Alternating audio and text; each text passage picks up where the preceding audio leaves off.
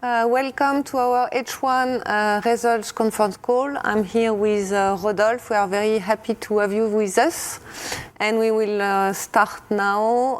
What we'll do is I will start with the key highlights, then Rodolphe will give you a bit more details in terms of the divisions and activities performance. Then I'll go through the key numbers and we will open for Q&A. Maybe before we start, I invite you to go to page 2 and read the safe harbor statement. So I give you a few seconds to do that.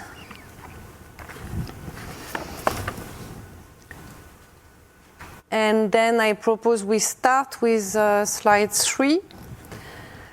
LVMH showed good resilience in the first half of 2025, recording 40 billion in revenue, down 3% on an organic basis, with disparities by region, as I will explain later.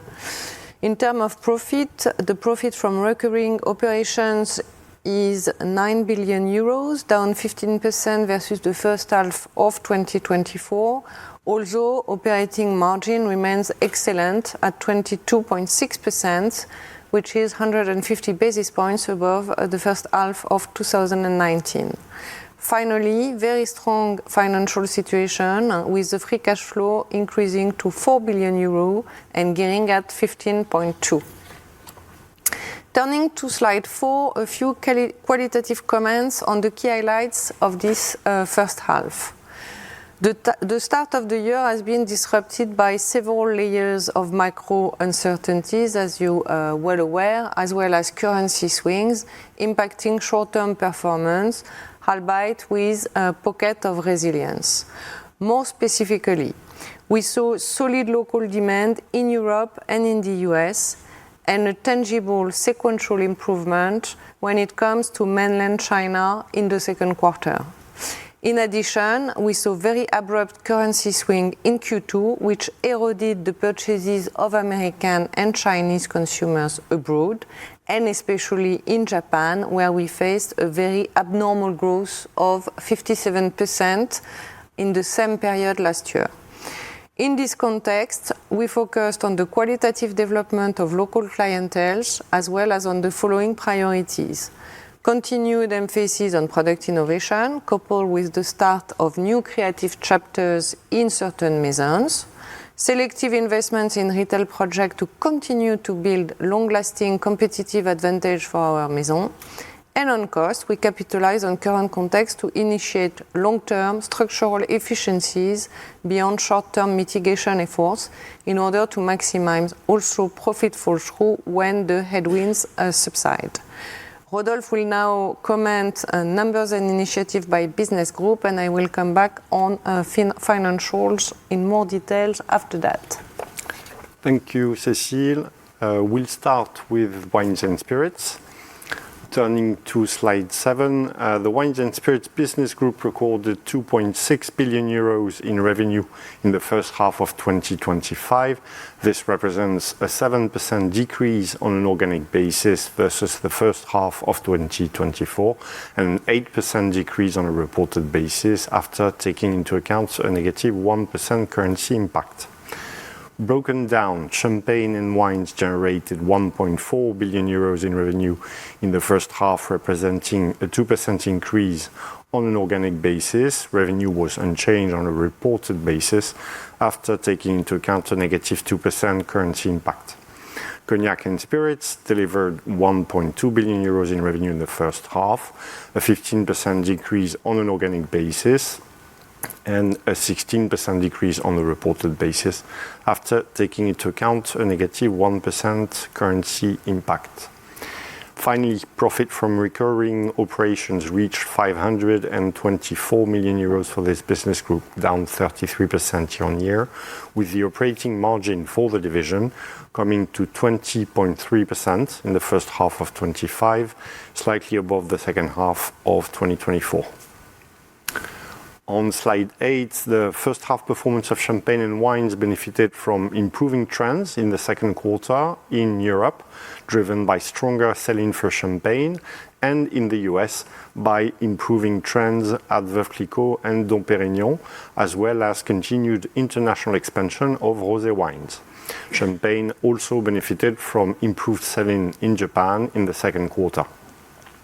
Moving on to brand initiatives, Moet Chandon celebrated the 75th anniversary of the Formula One Championship as its official partner and collaborated with Pharrell Williams for the global launch of a limited edition collection to elevate the birthday celebration experience.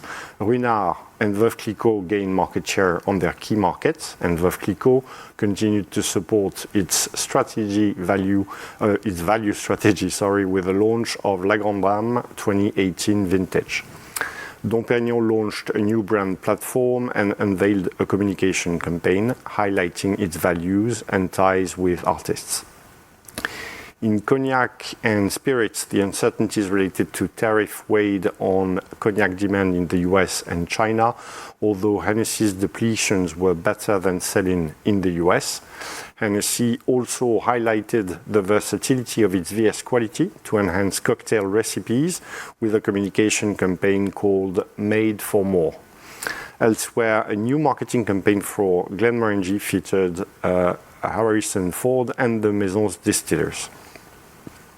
Turning to fashion and leather goods, on slide 10, revenue reached 19.1 billion euros for the first half of 2025, down 7% on an organic basis and down 8% on a reported basis after taking into account a negative 1% currency impact. Profit from recurring operations reached 6.6 billion euros, down 18% year-on-year, notwithstanding good control of operating expenses, which were further reduced compared to the first half of 2024. As a result, operating margin reached 34.7%, well above long-term average of about 30% in the first half. Moving on to slide 11, which details performance by brand, Louis Vuitton continued to display its pioneering mindset and exceptional craftsmanship through a wide array of initiatives, including a new collaboration with Takashi Murakami, as well as spectacular fashion shows from Nicolas Ghesquière and Pharrell Williams presented at the historic Cour d'honneur du Palais des Papes and the Centre Pompidou. The Maison also unveiled a unique new space in Shanghai, drawing amazing interest well beyond the city itself and highlighting Louis Vuitton's ability to express its DNA, the art of travel, through a wide diversity of differentiating experiences. Louis Vuitton also continued to innovate in its core leather lines and announced the launch of La Beauté Louis Vuitton, its new cosmetic segment, with first products available this autumn. Lastly, Louis Vuitton kept building on its involvement in major sports, including as official partner of the Real Madrid.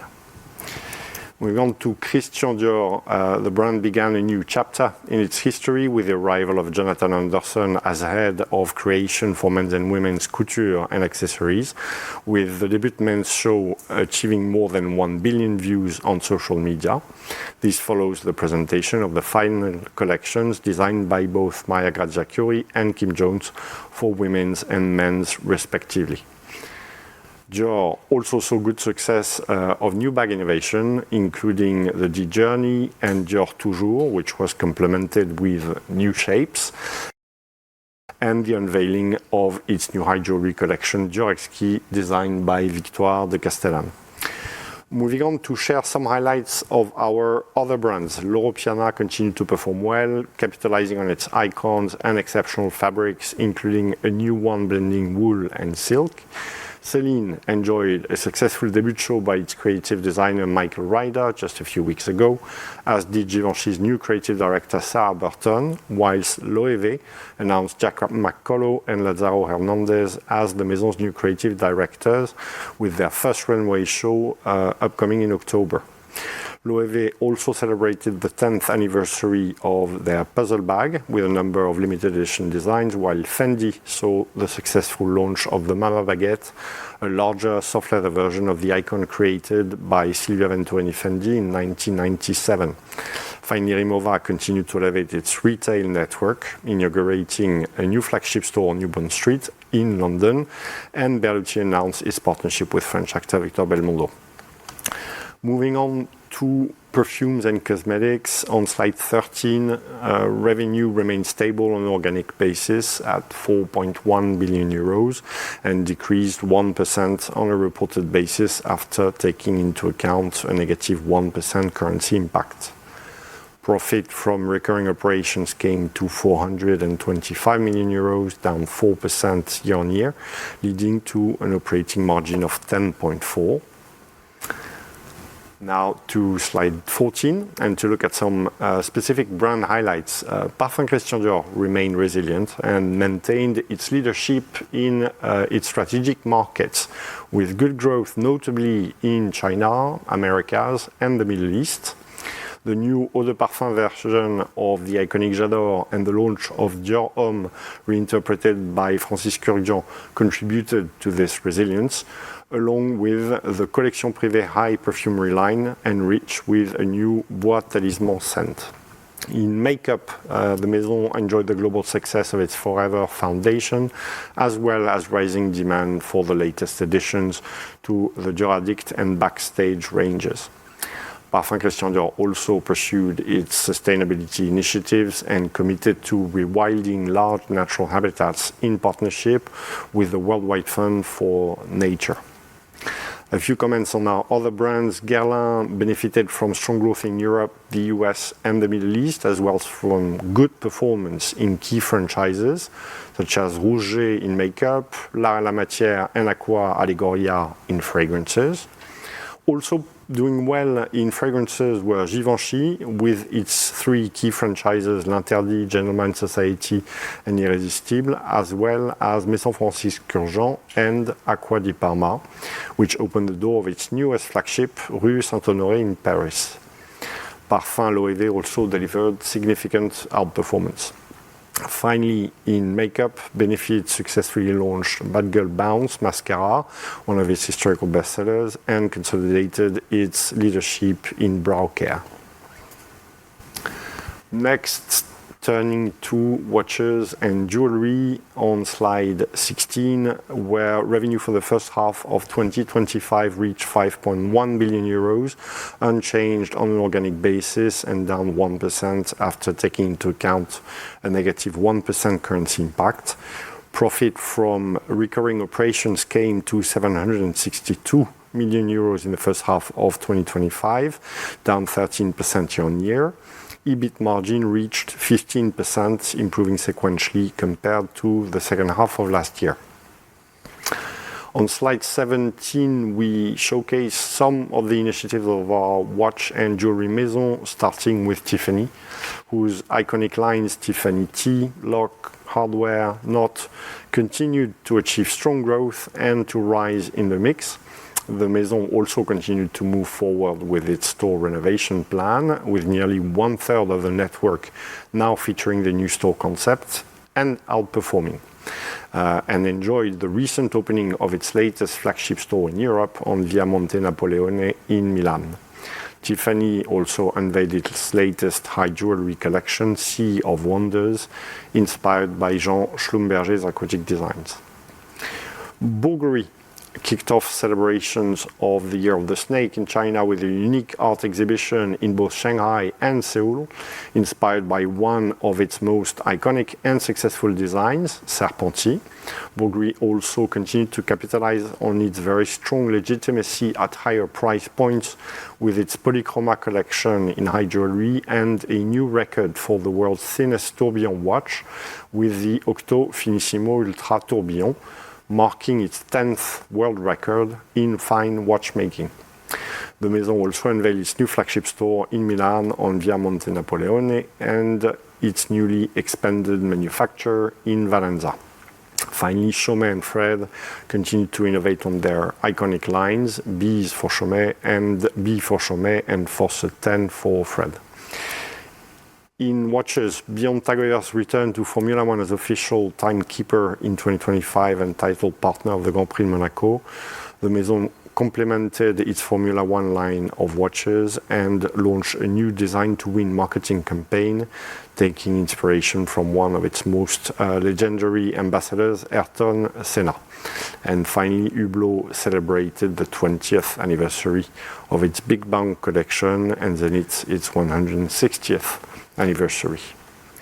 Now moving on to our last business group, selective retailing. On slide 19, you can see revenue reached 8.6 billion euros, up 2% organic and flat reported after taking into account a negative 2% currency impact. Profit from recurring operations rose to 876 million euros in the first half of 2025, an increase of 12% year-on-year, with the operating margin rising 110 bips to 10.2. Final slide of our business group, turning to slide 20. Sephora had a good start to the year with solid growth in Americas, Europe and the Middle East, supported by the excellent performance of its store network, where Sephora continued to gain market share in its key geographies, as well as in more recent ones like the United Kingdom. All product categories contributed to growth with notable momentum in fragrances, and Sephora, of course, continued to cultivate its selection of exclusive brands as well as its commitment to diversity and inclusion. DFS showed improving profitability in the first half of 2025. It undertook a series of measures to reduce costs and streamline its operations, including the decision to close the Galleria in Venice, and finally Le Bon Marche once again posted revenue growth driven by its differentiated range of products and rich array of cultural events. The group also strengthened the organization of its department stores by implementing a shared governance structure for La Samaritaine and Le Bon Marché. This concludes the business group presentation, and I now pass back to Cécile for financial results. Thank you, Rodolphe. Moving on slide 22, first half revenue reached 40 billion euros, down 3% on an organic basis and down 4% on a reported basis, including a negative 1% currency impact. If we move to slide 23 on the geographical balance, you can see that our regional mix remains well balanced, with Europe at 25, US 25, Asia is down 2 points to 28, Japan is down 1 point to 8%, and other markets increasing 2 points to 14%, which I will explain further on the next slide so that you understand the geographical move of the performance sequentially. Moving to slide 24. Here you have a good illustration of the regional disparities that I highlighted in my introduction, and it deserves a bit of observations. Europe and US are flat, whereas trends in Asia are much more negative, which is not particularly surprising in the context of a downturn in China, but it's worth highlighting. The impact of currencies I was mentioning in the introduction on tourism is very visible and requires a few explanations. In the West, the impact of tourism is measured but visible. Euro strength penalized touristic purchases in Europe in Q2, whereas the US region improved modestly. In Asia, the impact of tourism is much more significant, as Japan benefited from exceptional demand last year driven by the yen weakness, and we saw the reversal of this in Q2. Outside Japan, Asia improved in Q2, driven by local consumption. Turning to slide 25, which summarizes organic revenue growth by business group. A few comments here. Wine and spirit and fashion and leather goods are both down 7%. In the case of wine and spirits, it is mostly driven by demand in cognac. In the case of fashion and leather goods, by Asia and weaker touristic business. Perfume and cosmetics are flat. Here too, there are significant contrasts between local markets, which are positive, and travel retail, which remains negative. Watches and jewelry are flattish, with modest growth in jewelry offset by watches.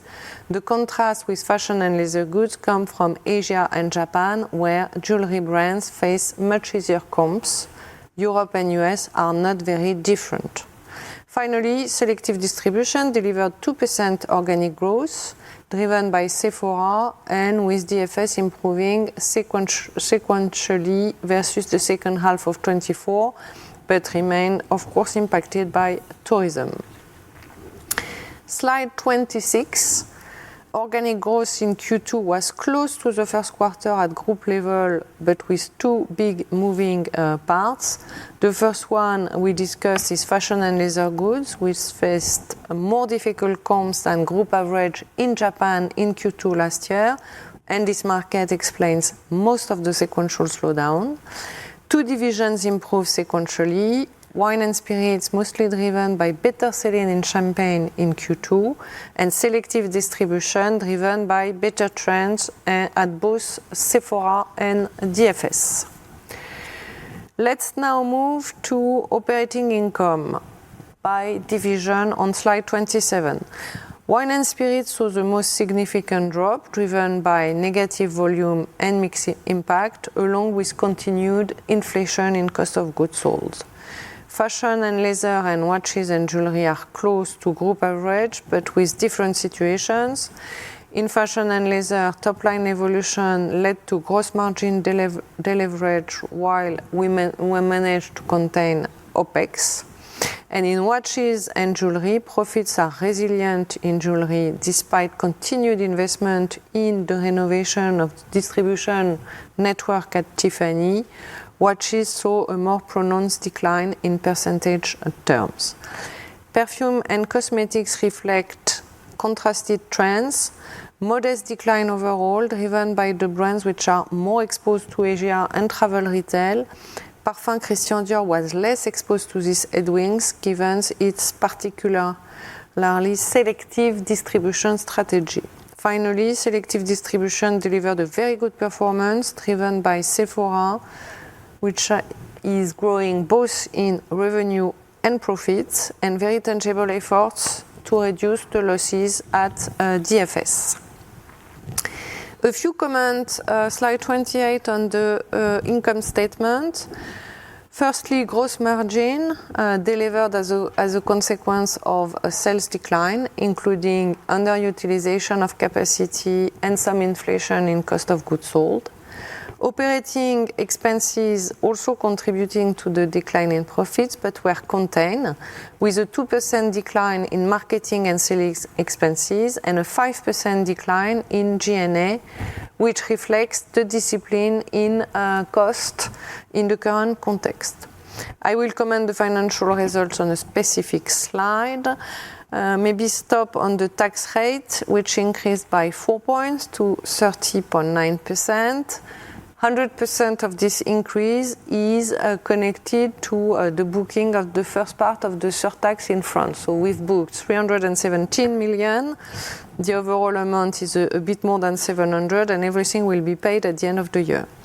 Finally, minorities decline in line with profit at MH, partly offset by the reduction of losses at DFS.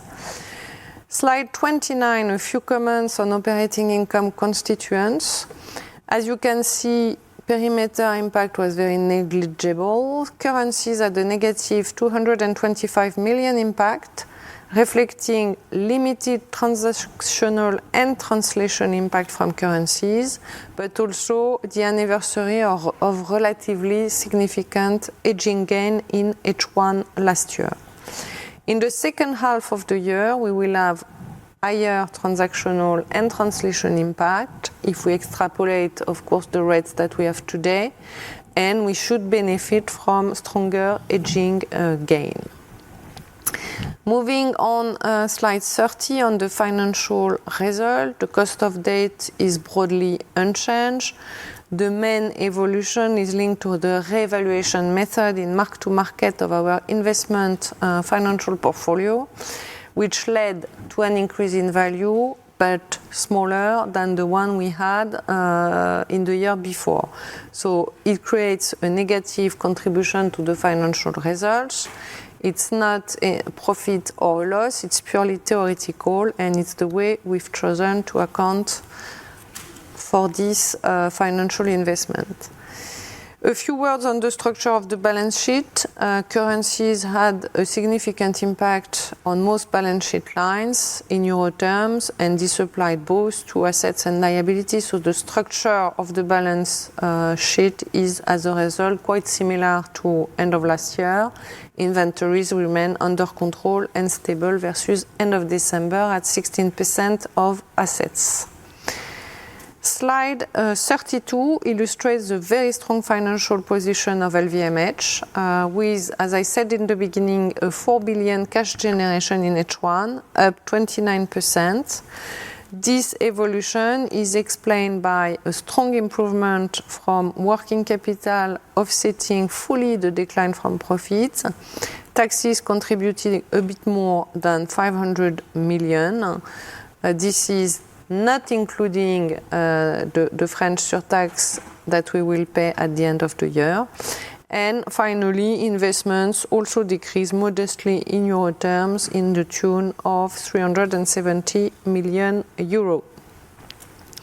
Overall, this leads us to an H1 where our net debt declined by almost 2 billion and gearing now stands at 15%. And we are proposing an interim dividend as a consequence that will be stable. Maybe a few words to conclude the presentation, and then we will move to Q&A. If we look at H1, we can see that the performance was distorted by a macro context with a significant impact on touristic demand. Whilst the situation has weighed on our gross margin, we were able to contain the leverage on OPEX, and we will continue. Not with a view to do less, it's very clear that we will continue to invest, but with a view to do and manage to find more structural efficiencies. Currency moves allows us also to focus more qualitatively on our local consumers, and we believe it's a healthy situation to build a closer and qualitative relationship locally with our customer, and it has proven on many initiatives, it has proven important and successful. Product innovation has been and continues to be a key focus with tangible successes across all of our brands. There is more to come in retail, product offering and new creative chapters as commented by Rodolphe. Finally, we have been selective and demanding, but we have kept investing in the most promising projects. And you have a good illustration of this dual mindset in the delivery of the free cash flow in the first half.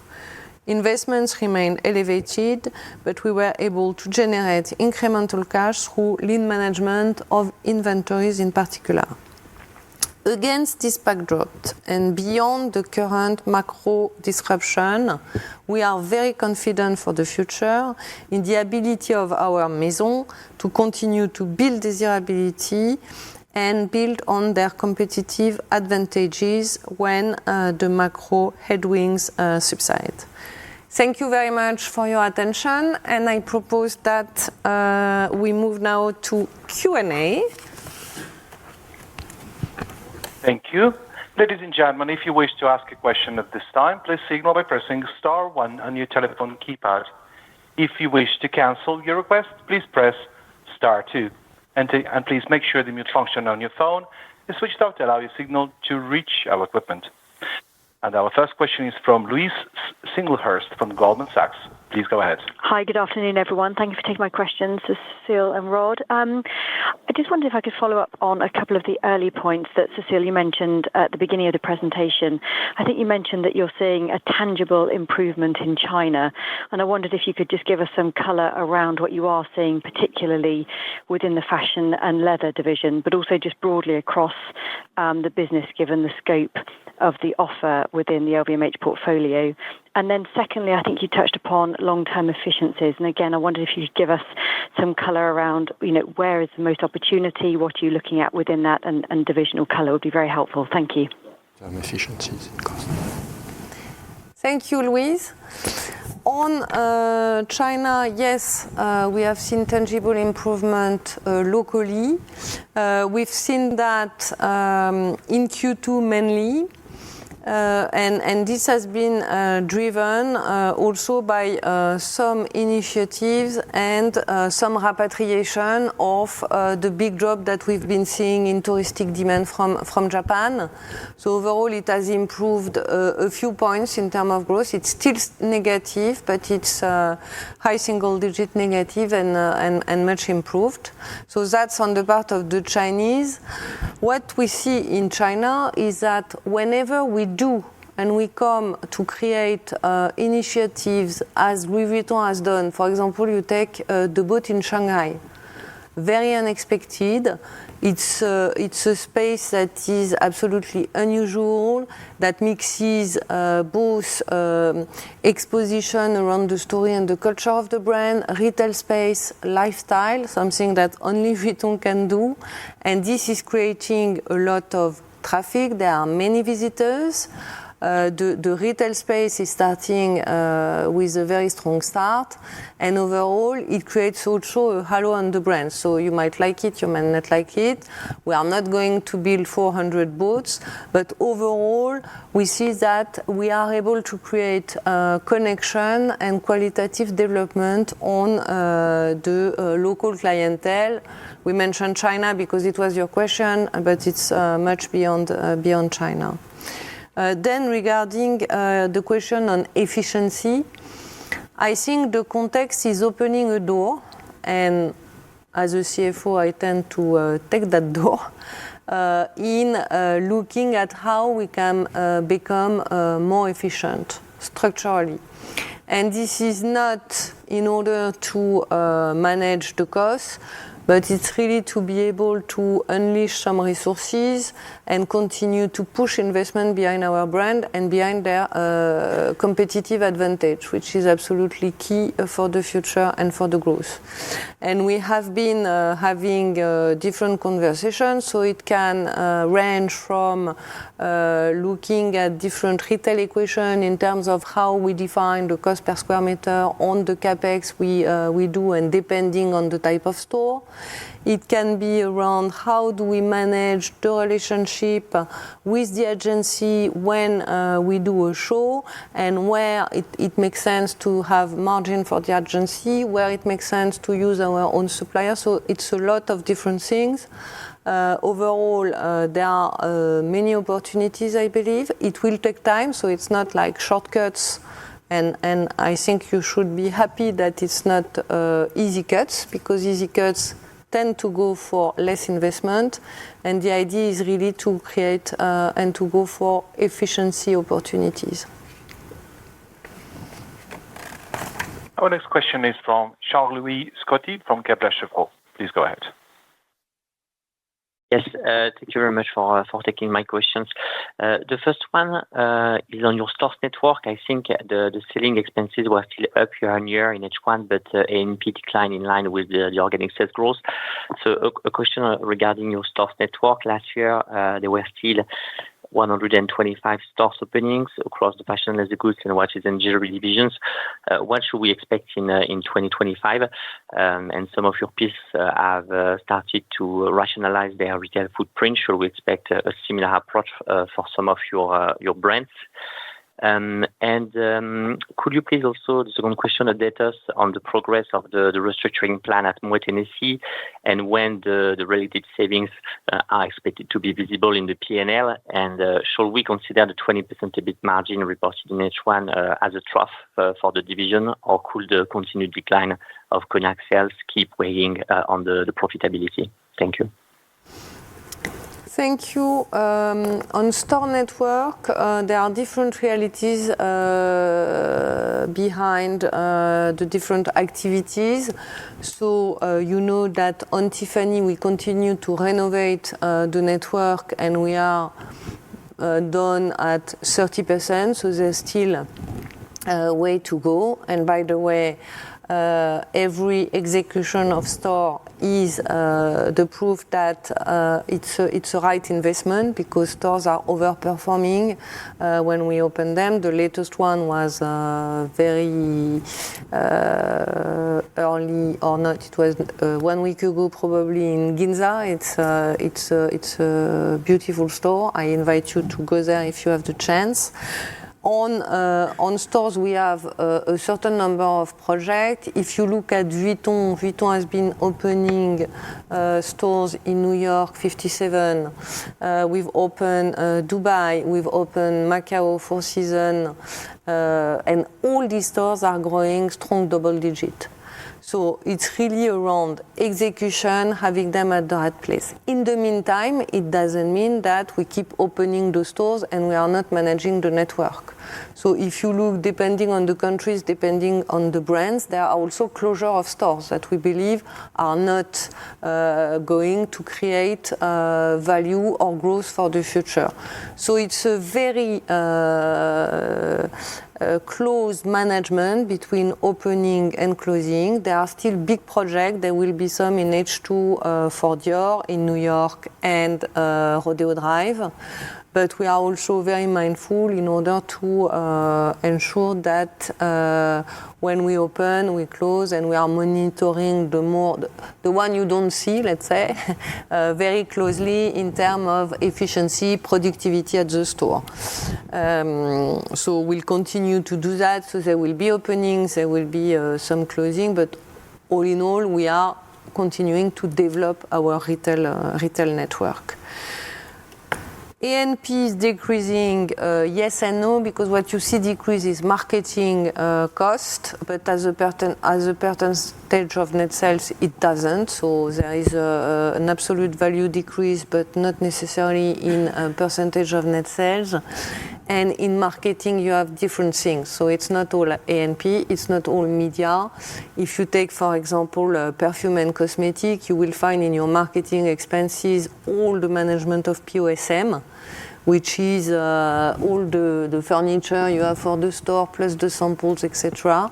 On that, we are going for efficiency because we believe it can be further optimized. So when you look at the number, don't go straight into shortcut, into saying, okay, they cut communication. That's not the case. In terms of Moet Hennessy and the plan, we've been having a review of the plan that has been worked by Jean-Jacques, Alexandre and the team. It's not a restructuring plan, it's a full plan to restore both the growth and the efficiency of Moet Hennessy. It's not a plan that is going to deliver overnight and in the next quarter.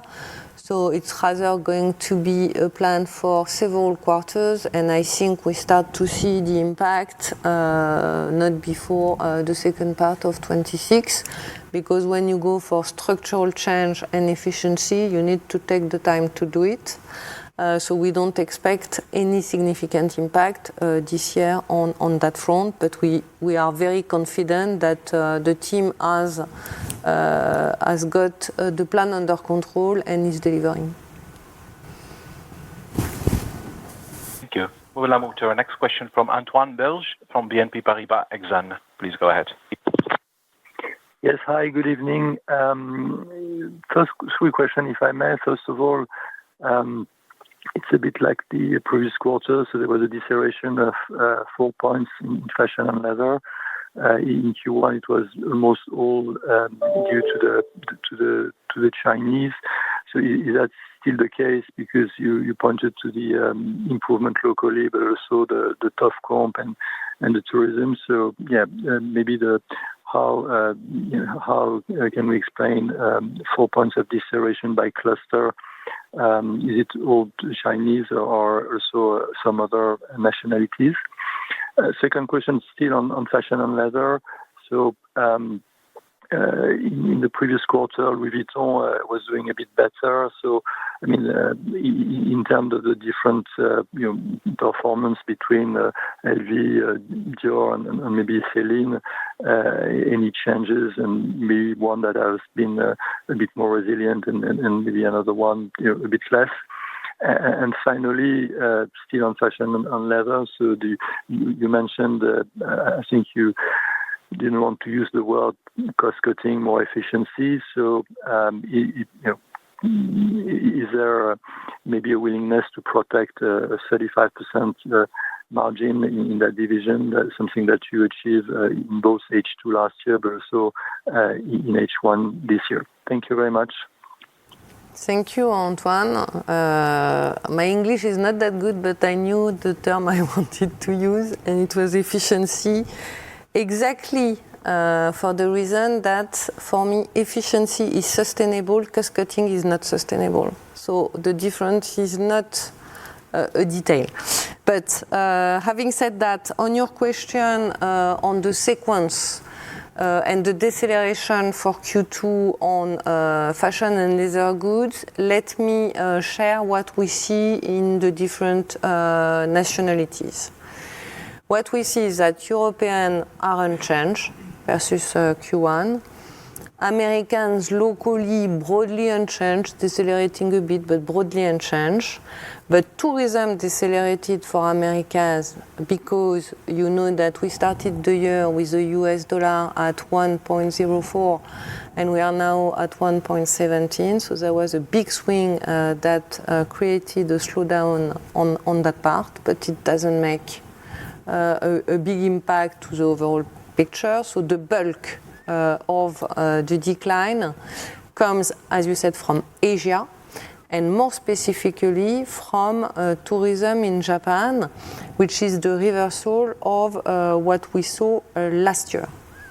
And this is really true for Chinese and to a lesser extent to other Asian clientele. And at the same time, we saw some repatriation, meaning that Chinese local demand improved, but this did not fully offset the weaker demand in Japan. So that's the overall qualitative comment on the move in terms of nationalities. Then your question on brand performance and LV having been a bit better, is it still the same? What we've seen in Q2 is really what I explained around nationalities and geographical mix.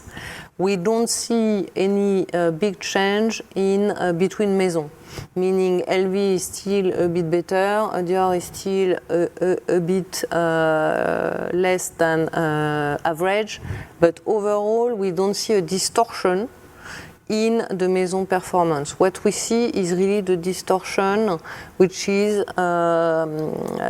driven by Asia and the overall macro around Asia and currencies.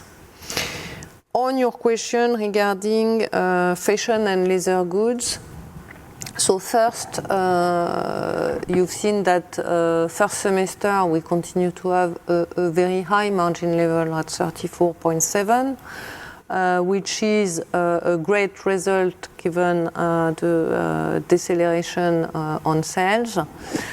Our philosophy is very clear.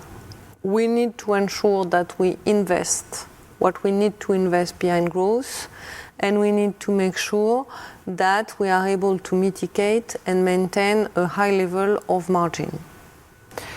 Now, if you look at short term, it's very difficult to predict because it will mostly depend on top line. Because if you look at your gross margin, the mitigation of your gross margin deleveraging is pretty linked to the pace of your growth. So We hope there will be good news. We have a lot of initiative. We have a bit of easier comp in China. Macro is still full of uncertainty until it's not anymore. And we continue to work on costs. So that's what I can say on margin for fashion and leather goods. But we are very committed to maintain the level of margin high. Thank you. We will now move to our next question from Thomas Chauvet from Citi. Please go ahead. Good evening, Cécile and Rodolphe.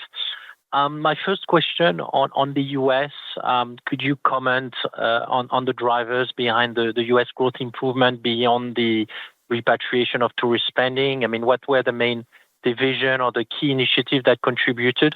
Was there also a slight benefit in your US growth figures from the US tariffs uncertainty, given you have quite a few wholesale businesses there with champagne, cognac, perfumes or watches? So was there some advanced shipments? That's my first question. The second question on Dior, there's been a lot of management changes at the house over the last year, with in particular Pierre-Emmanuel Angeloglu, Benedetta Petruzzo now working with Delphine Arnault, on top of obviously Jonathan Anderson for the creative leadership. Where do you see the key opportunities now that you have a full house to adjust, product strategy, distribution, communication, and do you have any further feedback from the first show that was held in Paris a few weeks ago beyond what we read in the specialist fashion press?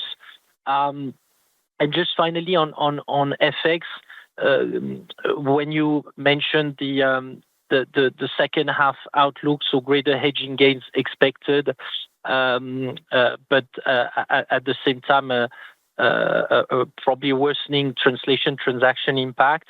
Where does that leave you in terms of the potential margin dilution in the second half from FX?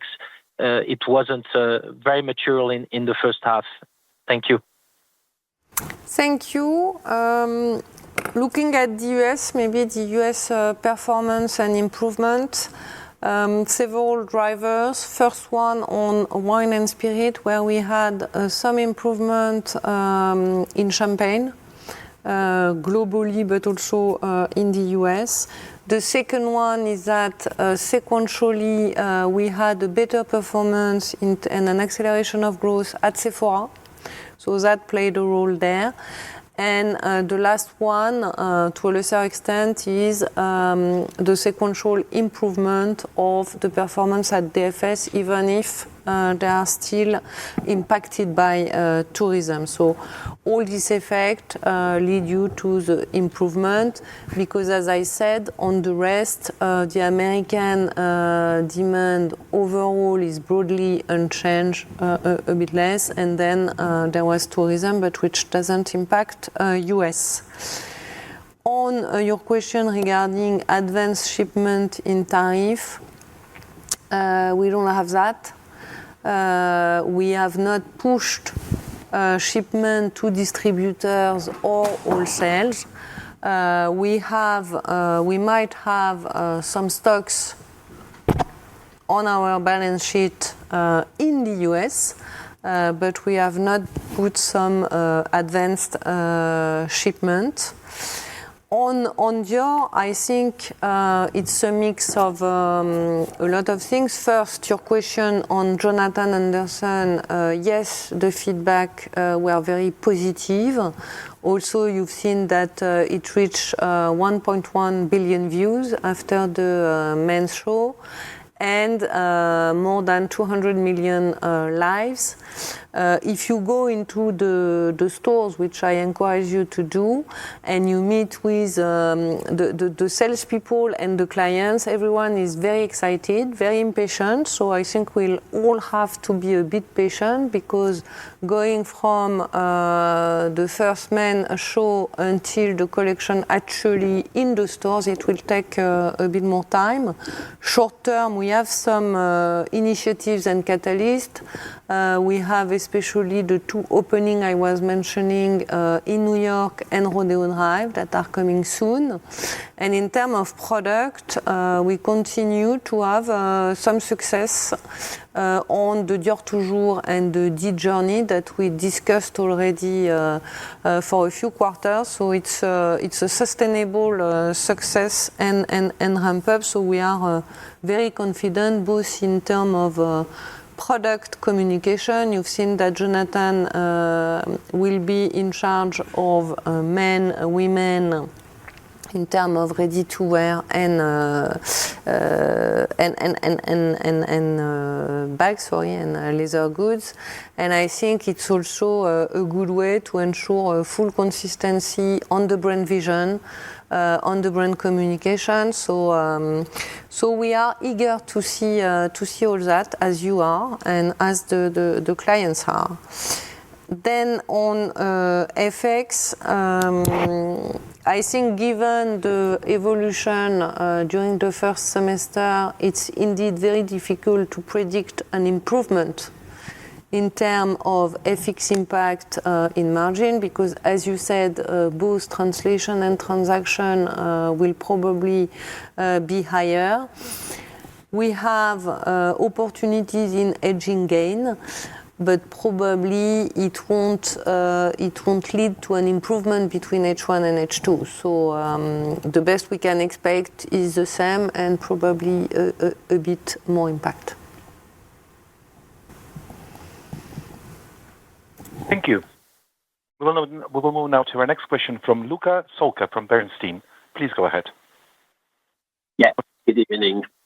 My first question is on pricing. I wonder if you feel that your major fashion and leather goods brands, Vuitton and Dior, have the right price architecture. I'm asking this because we've seen smaller and more expensive brands, take Cucinelli as an example, are growing significantly faster, but also cheaper brands like Ralph Lauren or Coach growing faster. So I was wondering whether you're experiencing possibly a need to fine-tune your price architecture. And in this light, my question would be on dissecting the -9% that you produced in fashion and leather goods in the second quarter. If you could tell us a bit more about the drivers there in terms of price, mix, and volume, that would be ideal. Thirdly, on the senior management organization, we saw that recently Michael Burke has been coming back to a role in the US. I wonder if you could update us on how the senior management organization is developing and on Michael's new responsibilities, please. Thank you. Thank you. Is the price architecture right? Was your first question, Luca. What we are seeing in terms of shorter performance, let's all be clear, it's really around macro and currency swing. When it comes to price architecture, we had a lot of debate post-COVID where we had a very specific demand and there was a debate around industry pricing.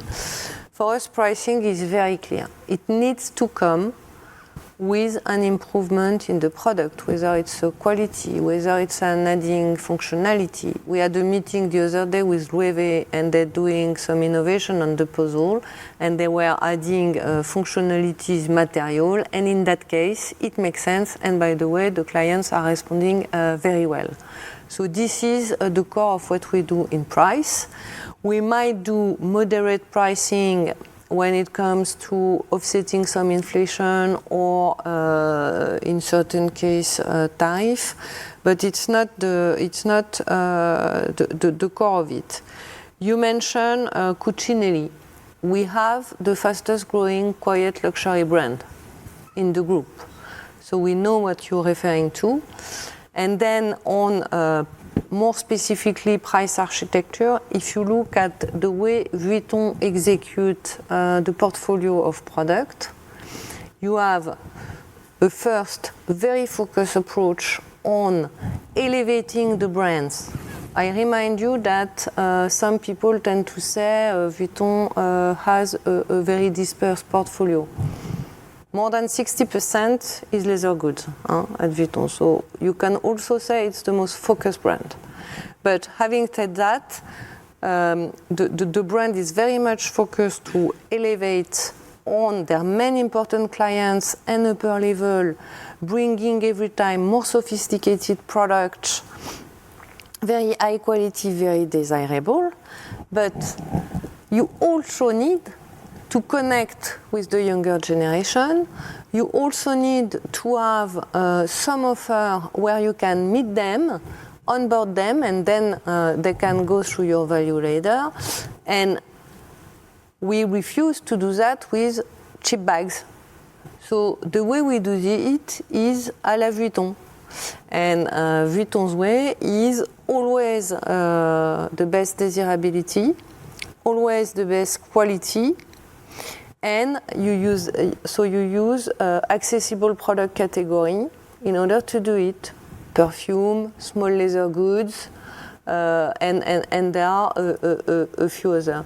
So that's really how we work on portfolio. We don't work on price segmentation. We are not Coca-Cola, but we are working on bringing the best product, and with that, making sure that the value that is in the product is recognized by our clients. So that's really what we do. And this is what we will continue, because when you look at it, Louis Vuitton has continued to gain market share. And this is, if you remove the current context, something where Louis Vuitton has been leading for a while in the industry. The 9% driver, so maybe let me put it in numbers. If you take Greater China, it's around 35%, and mainlanders are down mid-teens, and Greater China is a bit more. The rest of Asia is 15% of your sales, down mid to high teens, depending on countries. So if you sum that up, you should get very close to 9, and then Japanese played a bit of role. So that's on the mix. And then on Michael Burke, sorry, you asked about the drivers on price, mix, and volume. Price very moderate when it comes to the evolution of sales for fashion and leather goods in Q2. Mix flat. So the bulk of it is volume, which is not surprising, because if we say it's a reversal of a very specific purchase made last year by tourists, it's quite consistent that it comes from volume. And then on Michael in the US, I think we are very lucky in this group to have people with a lot of experience who have been there for many years, having done different maisons, and they can go and make sure that they transmit experience and help the team. So in the case of Michael, I think everyone is very pleased to see him join the US and the teams over there. Thank you. Now we will move to our next question from Susanna Puss from UBS. Please go ahead. Thank you so much for taking my questions. Just two. So maybe on margin, now I appreciate it's obviously a bit tricky to comment ahead of the time, but in the context of the recent currency moves, I was just wondering, and I'm also looking at consensus, which expects margin for fashion leather goods up 70 basis points next year. Can you tell us if it's actually doable to have the margin, I don't know, flat next year, or if you can at least help us quantify the potential margin headwind at current rates? And And then second question, I guess just on current trends. Again, I know it's probably a bit of an annoying one, but you've just delivered 9% sales decline in fashion leather goods. I think consensus is looking for roughly -1 in H2 for the division. So I'm just wondering, how we should think about it. What are you seeing in terms of current trends? It's a little bit difficult for us because, as you say, there is that unwind of tourism in Japan in Q2 last year. And I think it wasn't there anymore in Q3. So if there's any way you could help us a little bit how to think about Q3, that would be very helpful. Thank you. Thank you, Susanna. And I start with that, probably. Also, we are not going to give a precise number because given the macro, it will probably be wrong. So let's get the macro out. It's still we still have a lot of uncertainties until everything is settled. It's not. So on macro, I wouldn't make any guess. In what we know and what is under our control. In terms of comparison basis, for the Chinese, it starts improving in July. So Q3 will probably recycle easier basis of comparison.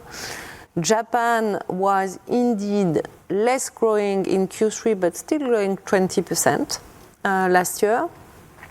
And then you have also to keep in mind that in Q4 we had a strong rebound in the US because of a surge in demand post-election. And so we will also face that comparison basis.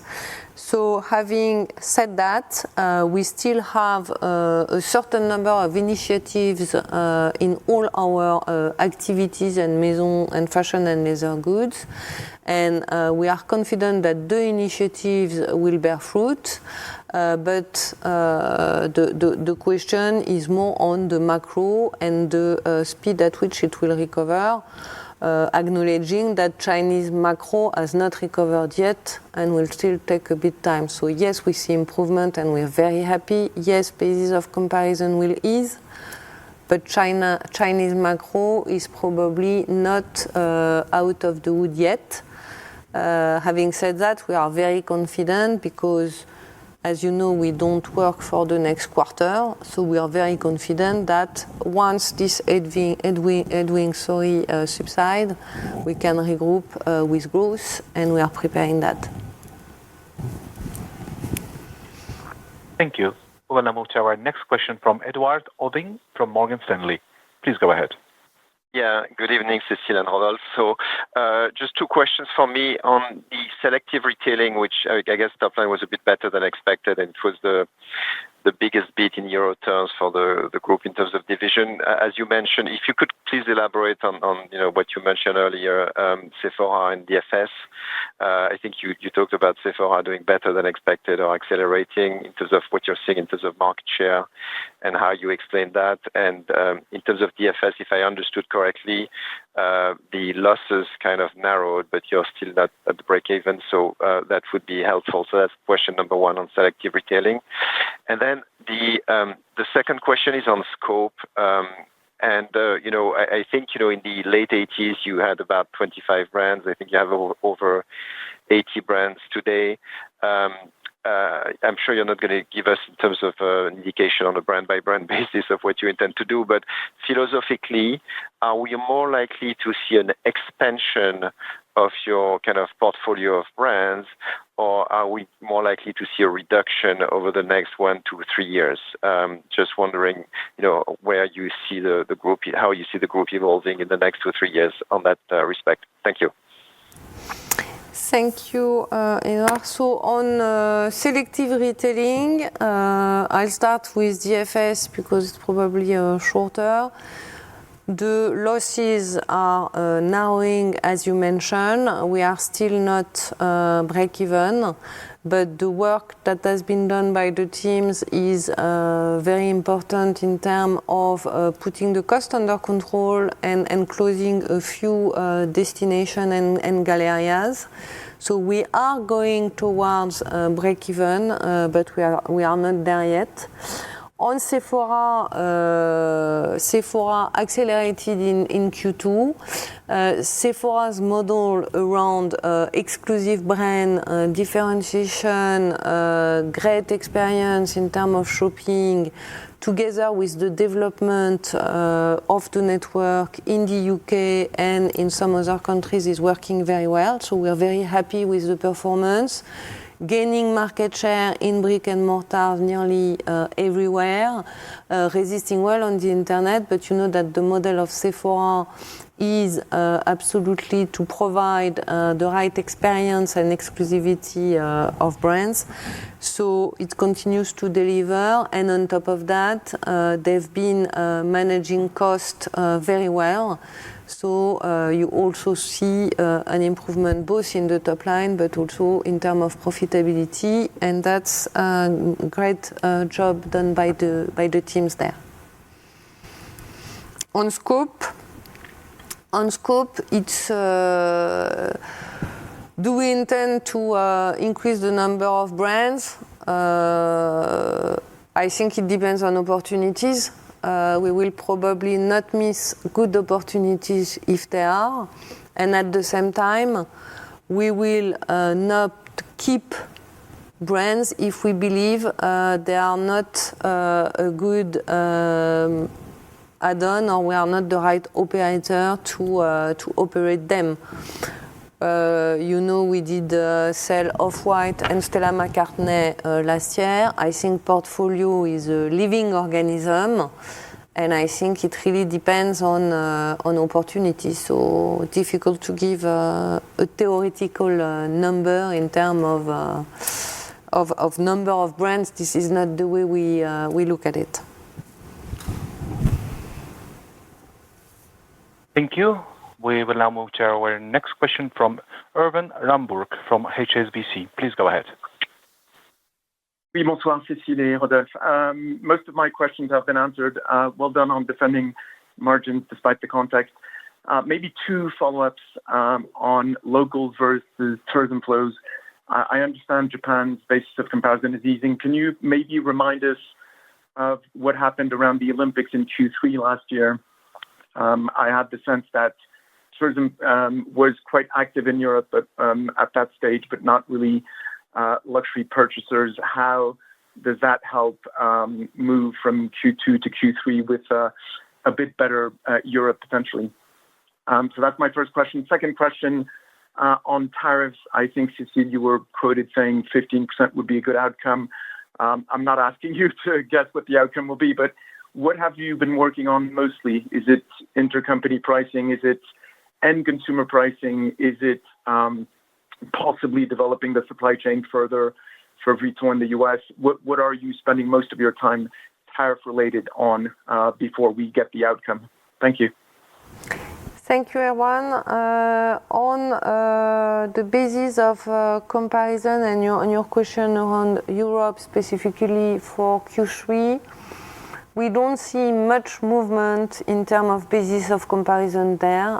The real change in Q3 will be around China, and the real impact in Q4 will be on the surge of the growth of Americans last year. But EU, we don't expect a very big impact on comparison basis. On the tariffs, but I think we're working on a lot of things with or without the tariffs. And when it comes to efficiency in the model, trying to rebuild some oxygen, agility in the model, It can be sought for the tariff, but it can also be sought for other situations. To answer more concretely your question, and I think we had this discussion in Q1, there are several levers. Not all our activities have access to all levers. So we could do some moderate price increase in some activities, fashion and leather goods. We wouldn't do that in Moet Hennessy because we don't want to increase prices there.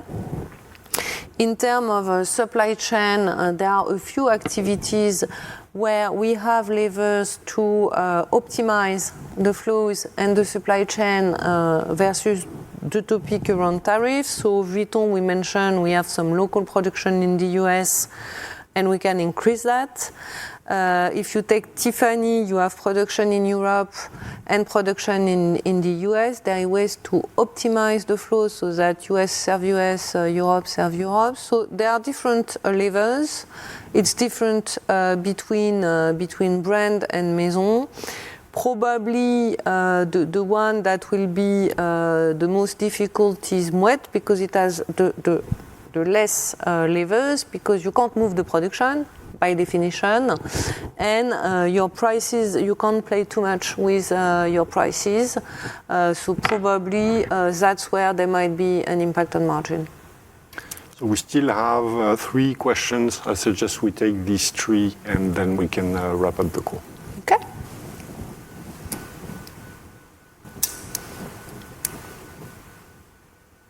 Thank you. We will now move to our next question from Oliver Chen from TD Securities. Hi, Cécile and Rodolphe. Thank you. Regarding your operating margin containment, it's been really solid. What should we know about the fixed versus the variable key drivers in gross margin and OpEx, and also marketing dollars or rate as a percentage of sales, particularly within the fashion and leather division?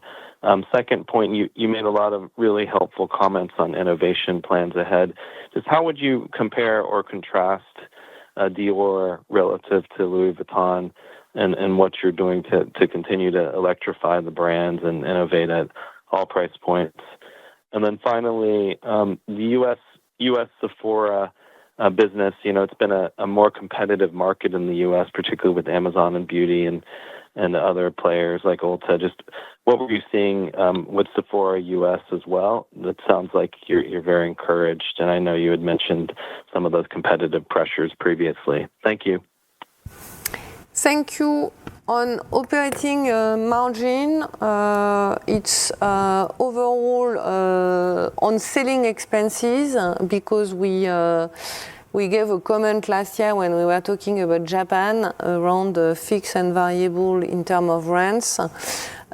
Except for Japan, it's more fixed than variable. A bit less so in China, but it's around half. So that would be for the selling cost. Japan was really an exception as to the depth of variable rent that it bears. Then marketing, it depends how you see it. If you have a specific initiative and you need to push your communication, then it will increase. But it's also partly variable. If you have less, then you probably, depending on your market, there's part you can adjust. But I think ultimately, the way to look at that, and the context is opening a door for that, is how can we create more efficiencies? And there are opportunities to create efficiencies, and it's a bit everywhere. It's if you take so marketing, I mentioned POSM. So when you decrease marketing, it's not necessarily that suddenly you stop to communicate. When you look at fashion shows and you work with agencies, to look how you structure and decouple the different pieces of the cost so as to pay margin only on the creative part and make sure that you are the most efficient possible on costs that are not related to client experience or creativity is something you can work on. So there are many ways you can work on, and I think fixed and variable is a bit theoretical because the idea is really how you get the most efficiency out of your cost in order to get the most of investment behind your brand. On innovation, I wouldn't compare Dior and Vuitton, honestly. We are in different cycles, but we are very lucky in LVMH to have very best talents and very best creative directors. It's different journeys, but overall I think we are opening at Dior a new chapter, as we discussed, in terms of creation. The innovation that I mentioned are working well, and both brands are great, honestly, and they don't have the same role and the same life, and it's good like that. And then when it comes to Sephora in the US, Sephora is everything Amazon is not, actually, because Sephora is about experience, differentiation, exclusive brand, enjoyment of shopping experience. And that's really what is Sephora, and that's what we are pushing in terms of competitive advantage, and that's bearing results because of the growth and the market share. So yes, there is competition, but at the end of the day, where we invest and our model is continue to deliver very strong results. So we are very happy with that. And Cécile, you said Sephora US was positive. Did I hear that correctly? Yeah. Thank you. We will now move to our next question from Daria Nasledusheva from Bank of America. Good evening. Thank you very much for taking my questions. I have two. First question is on fashion leather margins. Could you please help us contextualize how much pressure out of the contraction came from gross margin versus operating expenses, particularly for this division in the first half?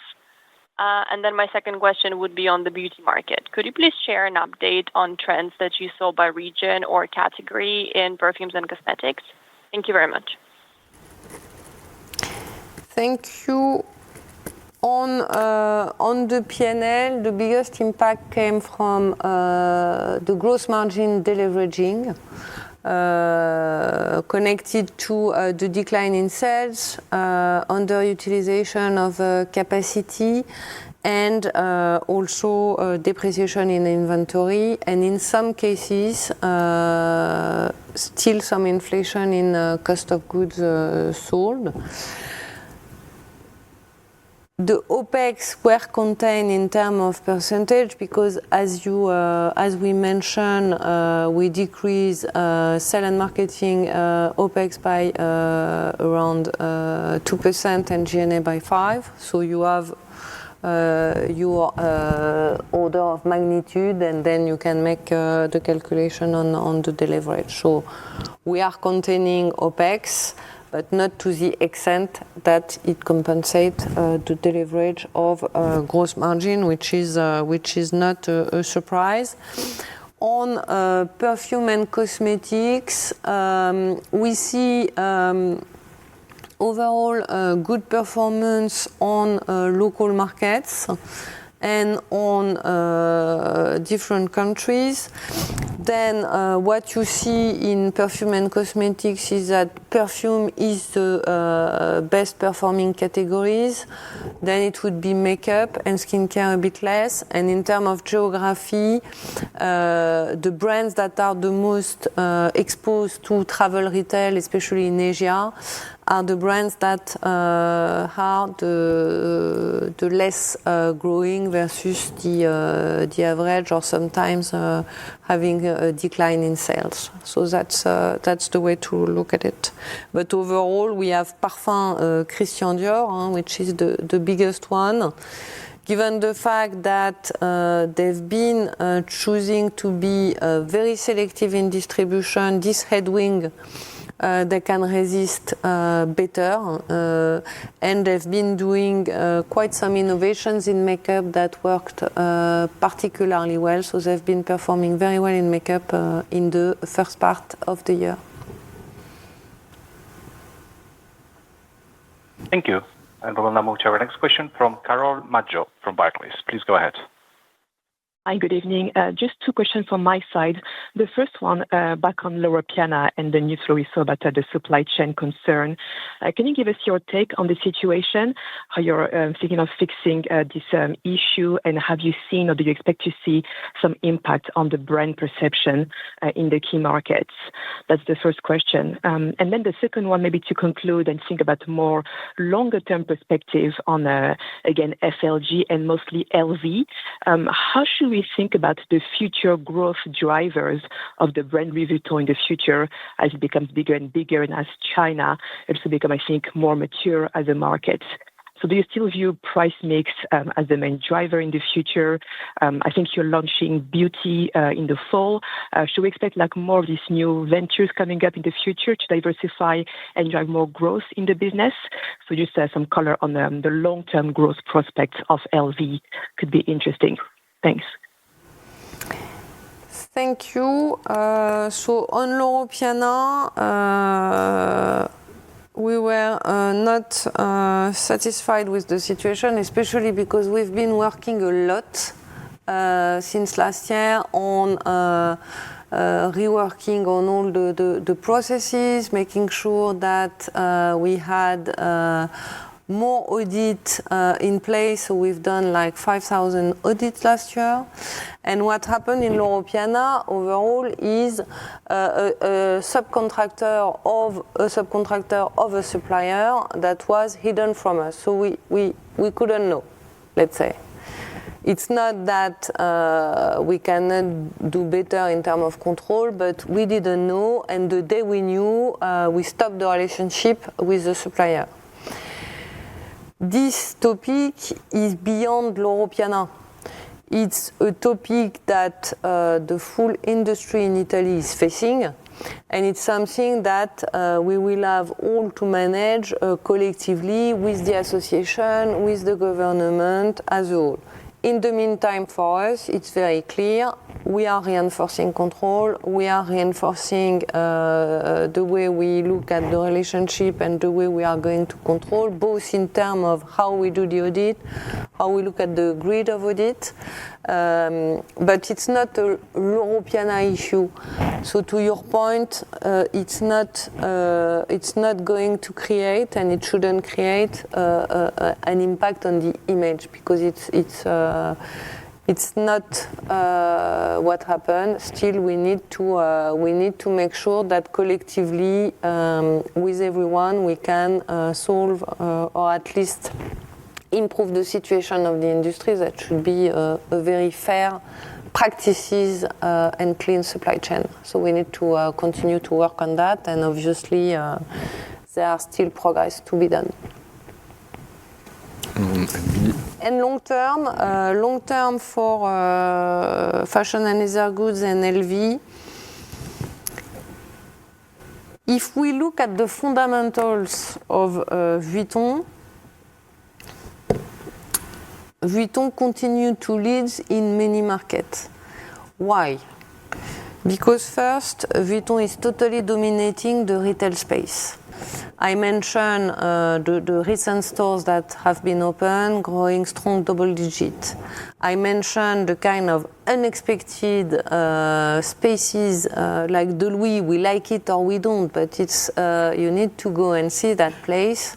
But it's unexpected. It's something only Vuitton can do. It's not. We are not going to do 400 of those, but there might be a few down the road. In terms of product, there is absolutely no topic around changing pricing or changing strategy.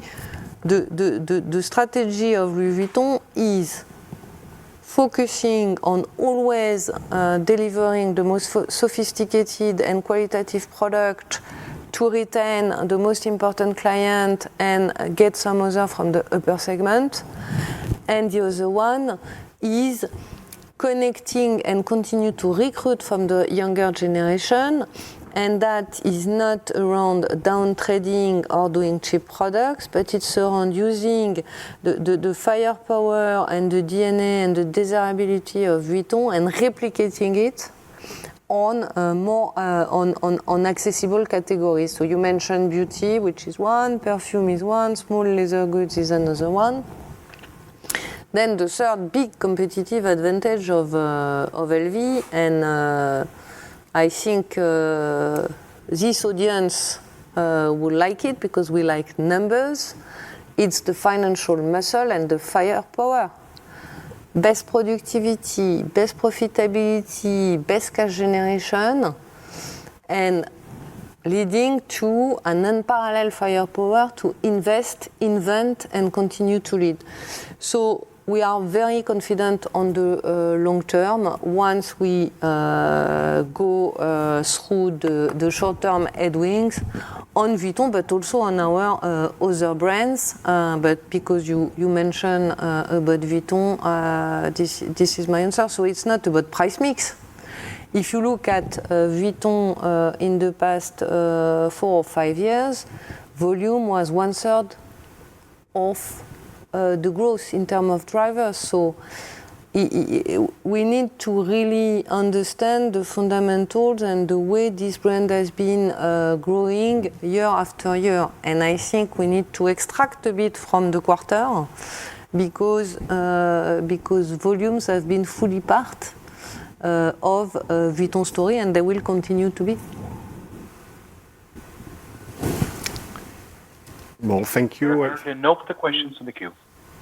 All right. Thank you very much. I hope it was helpful, and obviously Rodolphe and the teams are here to answer any follow-ups, and we'll be happy to see you all soon. And if we don't, have a great summer. Thank you very much. Thank you.